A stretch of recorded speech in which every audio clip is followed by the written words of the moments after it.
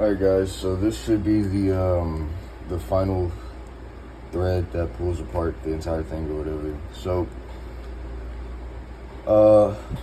let's say that this object is in a state of motion and it has an allele, and that it must always choose a correct position for that allele to go in. The ball is rotating, and as it rotates, it has an extended piece that it needs to make sure it gets into a target every time. Now here, we see that it makes it into its target. But on the next roll, we see that it does not make it onto the target.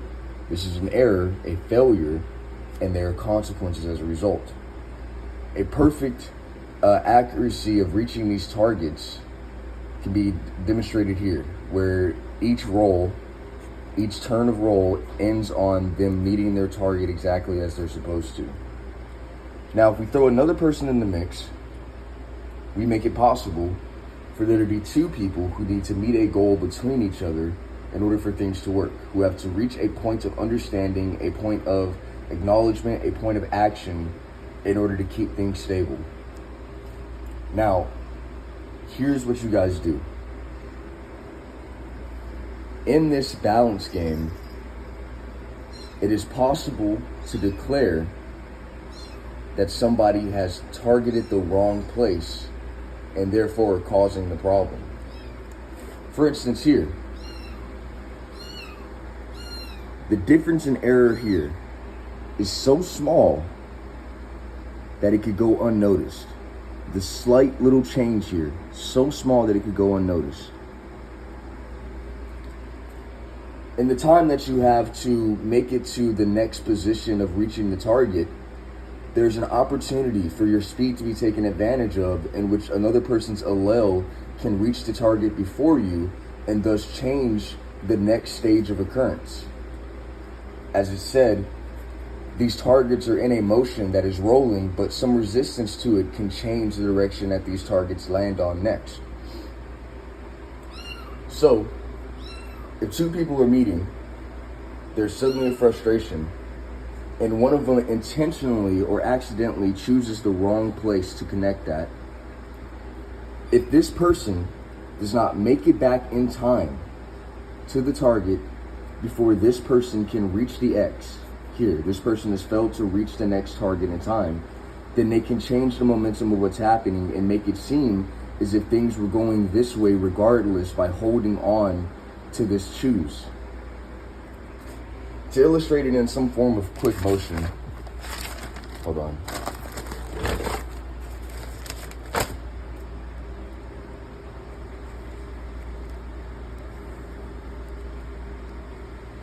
If I'm actually here,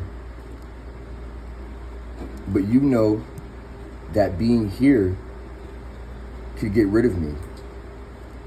If you select to be here in one turn, then I've got to race around and make sure that I choose the correct target before you can choose the incorrect one. Because as we stay in motion, the trajectory of the next target is changed. And so if you can get two turns, one in which you intentionally select the wrong thing for me, and then one in which I don't make it back in time and you select it again, then it can occur as a seemingly natural motion. Meaning here, you charged me with a slight difference that can be used to attack and change my momentum or ability to select in the first place. It seems that the game is this. Between 2 points, between two choosers, they must both reach a point at both times. If there is an imbalance, if one of them chooses something wrong, then next it is up to whoever gets there first on the next turn to select theirs again to make that the current motion of what's going on.